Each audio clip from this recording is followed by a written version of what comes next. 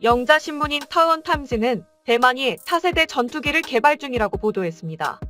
또한 대만은 차세대 전투기의 개발과 더불어 엔진도 개발 중이라고 밝히고 특히 한국의 KF-21의 개발 비용은 너무 많으며 대만은 한국보다 적은 비용으로 차세대 전투기를 개발할 수 있다고 밝혔습니다. 우선 대만의 타원탐즈가 보도한 내용을 살펴보겠습니다. 대만의 국립중산과학연구소 NCSIST는 지난 15일에 차세대 전투기 개발 작업이 예정보다 앞당겨 진행되고 있다고 밝혔습니다. 장충정 NCSIST 원장은 이 연구소가 차세대 전투기에 대한 연구 개발을 진행하고 있다고 확인했습니다. 그는 1단계에서는 전체 설계와 엔진 개발이라는 두 가지의 구성 요소가 있으며 두 단계 모두 2024년에 완료될 것이라고 말했습니다. 지난 15일 오전에 개최되었던 외교 국방위원회 회의에서 민주진보당의 국회의원인 차이시잉은 군이 차세대 전투기에 대한 연구 개발을 시작했는지 물었으며 이에 대해 장충정 NCSIST 원장은 항공기를 개발하기 위해 NCSIST가 첫 번째 단계를 2개의 프로젝트로 나섰으며 두 프로젝트 모두 일정보다 앞당겨 진행되고 있다고 발언했습니다. 장충정 NCSIST 원장은 전투기 엔진 개발에 약 88억 대만 달러, 약 3,400억 원의 비용을 들여 2024년까지 완료할 수 있을 것으로 예상한다고 밝혔습니다. 그는 또한 24개 핵심 기술을 포함한 전체 설계 작업이 정상적으로 진행되고 있으며 모든 설계 작업은 엔진과 마찬가지로 2024년에 마무리될 예정이며 설계 작업에는 17억 대만 달러, 670억 원가 소요될 것이라고 말했습니다. 한국이 차세대 전투기 개발에 2천억 대만 달러 7조 8천억 원을 투자하고 있는데 반해 대만의 차세대 전투기 개발에는 엔진과 전투기 개발 비용을 모두 합해 왜 100억 대만 달러 3,900억 원 밖에 들지 않느냐는 질문에는 장충정 NCSIST 원장은 KF-21 개발에 2천억 대만 달러는 너무 많은 비용이라고 말했으며 연구 개발이 단계적으로 진행될 것이라고 답했습니다. 그러자 차이시잉 의원은 국방부가 더 많은 자금을 차세대 전투기 개발에 배정할 수 있는지 물었으며 이에 대해 장재핀 국방부 차관은 차세대 전투기 개발 사업에 대한 지원을 약속했습니다. 이상이 기사의 전문이었습니다.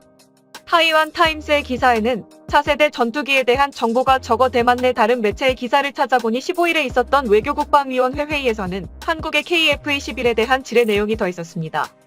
대만의 압보 대의지에 따르면 대만의 민주진보당의 카이 의원은 며칠 전에 한국은 KF-21 시제기를 발표했는데 몇 세대 전투기입니까?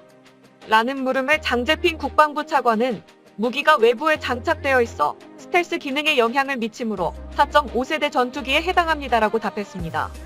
또 다른 대만 언론인 윤하대 대위뉴스는 카이 의원은 대만 국방부에 한국의 KF-21의 연구개발 현황을 요청했다고 보도했습니다.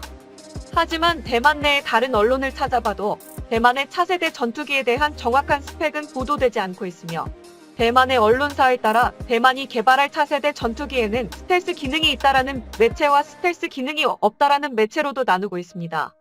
따라서 대만 언론이 보도하고 있는 것처럼 막대한 비용이 들어가는 전투기 개발에 3,900억 원으로 어떻게 전투기와 엔진까지 개발할 수 있는지는 의문입니다. 이런 의문에 대해서 대만의 매체도 한국과 비교해 대만의 차세대 전투기 개발에는 비용이 너무 적게 든다는 반응입니다.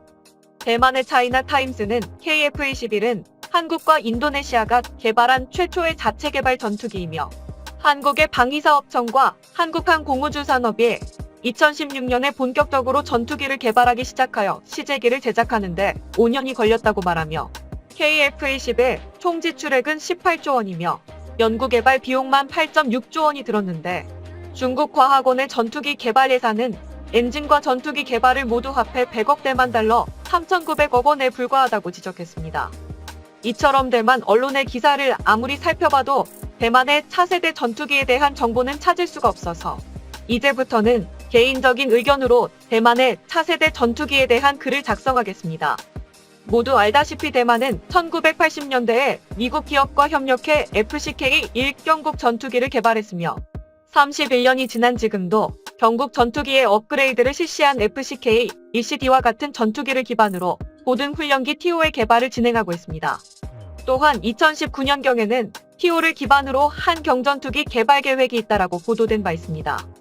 실제로 현재 대만이 개발 중인 고등훈련기 TO는 전투기에 필요한 항공전자와 무기를 탑재할 수 있는 공간이 미리 확보되어 있으며 따라서 유사시에는 실제 전투에서도 사용할 수 있는 전투기로 언제나 전환 가능하다고 현지 언론은 주장하고 있습니다. 때문에 개인적인 의견으로는 이번에 밝혀진 대만의 차세대 전투기가 T-5 기반의 경전투기를 지칭하고 있는 것으로 보입니다. 대만의 훈련기 개발 역사는 우리나라에 비해 훨씬 오래되었습니다. 대만은 1968년에 PA-1B 초등훈련기를 만들었습니다. 이후 1973년에는 국산 중등훈련기인 중생호가 개발되어 50여 대가 생산되었고 1975년에는 국산 고등훈련기인 AT-3가 만들어졌습니다.